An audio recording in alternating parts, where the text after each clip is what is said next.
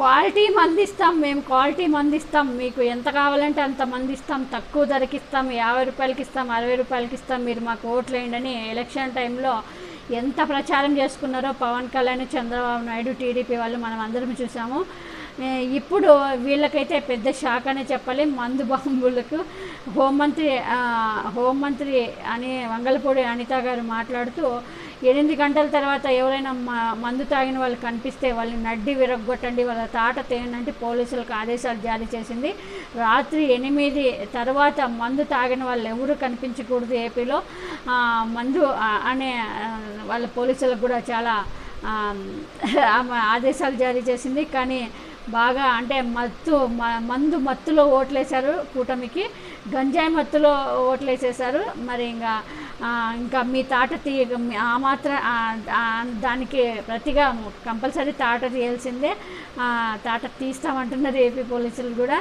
So పాపం మరీ మందు తక్కువకి ఇస్తారు వాళ్ళు, ఎందుకంటే ఆ టైంలోనే ఎక్కువగా ఈవినింగ్ 6 గంటల నుంచి 10 గంటల వరకు ఎక్కువ తాగేది.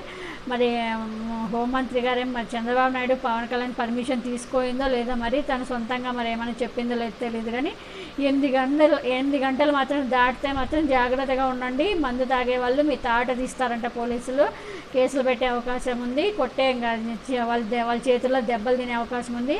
కూటమికి ఓట్లు వేసిన పాపానికి మీకు ఇంక నుంచి తప్పదు. మీ మందు కోసము మంచి ప్రభుత్వాన్ని మీరు పోగొట్టుకున్నారు. మిమ్మల్ని ఆ దేవుడే కాపాడాలి. గుంపులు టుడే ఆన్వర్డ్స్ ఆఫ్టర్ 8:39 గుంపులుగా పిల్లలు ఎవరైనా ఉన్నా, గంజాయి తీసుకుంటున్నట్టుగా రోడ్డు పక్కన ఉన్నా, చీకట్లో ఉన్నా, మీకు నచ్చిన పని చేయండి అని పోలీసులు వాళ్ళకి నేను క్లియర్ ఇన్స్ట్రక్షన్ ఇచ్చాను. టుడే ఆన్వర్డ్స్ హోంమంత్రి కదా, అందుకు ఇప్పుడే ఏం మాట్లాడం.